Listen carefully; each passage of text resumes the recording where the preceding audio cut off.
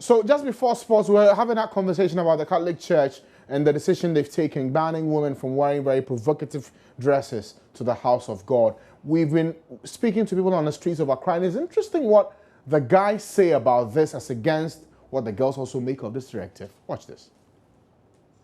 To the auditorium. I'm an usher in my church, and I know what I see whilst ladies are entering. Some of the dresses are very, very, very bad.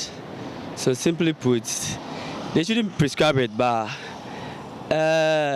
whilst preaching to the congregation, they can chip in something to let them understand we are of God. So this is what we should wear to church. I hope that's going to help. You don't have to wear anything to church. Even trousers, you don't have to wear it. You have to put on a nice dress because you are going to the front of God. So you have to be decent. So the pastors have to talk to you about the way you dress and all that. For churches to prescribe uniforms, especially for women to come, for me, it is a good thing. It depends on the church too. And decency is a very good key in Christianity. So if a church asks a woman to wear something that is decent, I don't see anything bad about it. But today, church has become fashion. That's where my problem is. But I believe that by God's grace, we will work towards it to rectify those mistakes. Going to church, the dress per se, as a Christian, I think what the person believes in his or her heart is very important. It's not about dressing on this, because sometimes when you focus much on dressing, we'll be putting the people off. They might not even come to the church at all. But they believe in the heart, and how best the pastor can, even through the sermons and other things, can convince them. So as the sermon, as they continue to come, I know if the preaching goes to their heart, it will reflect in their attitude, and later they will come with a dress that will be best for the church.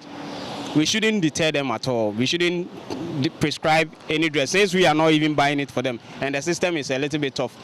Sometimes nowadays, to tell someone that, oh, wear this, don't wear this, when you are not buying it for them, it's not even democratic, and it's not fair as a Christian to deter someone because of their dress. It's somehow not right for them to tell us, because the Bible tells us what to wear. They said we should cover our hair, we should wear something decent.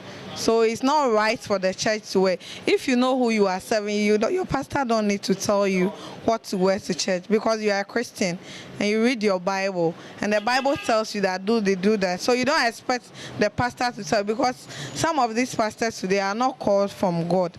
They are false prophets, and they said by their fruit we shall know them.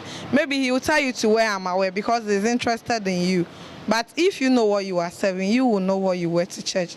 The pastor shouldn't tell you what to wear.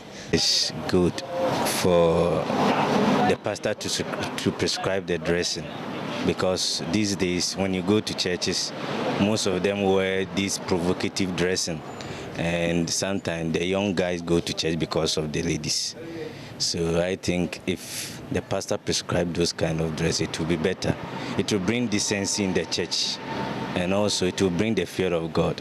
For in the olden days, like Church of Pentecost, when you go there, they used to dress well, and you see there was decency and discipline among the youth. But now there's no more discipline because they dress anyhow. It's not wrong for them to prescribe anything for us to wear. For me, I don't think so. Why? And I said with serving God, it starts from the heart. So there's controversy in there. Some people say that wear what you can, go to church, the message is in your heart, you will change therein. Others say dress code is necessary. Too many pastors and men of God are being tempted in so many ways you cannot imagine. Well, your views are always welcome, and thank you for sharing them with us through interviews and also on our social media platforms. Enjoy News on Twitter and also on Facebook. For more news, log on to myjoyonline.com. That's where you find all the trending news and breaking stories. My name is Francis Aban. Thank you for your company today here on The Pulse. We'll do it again tomorrow.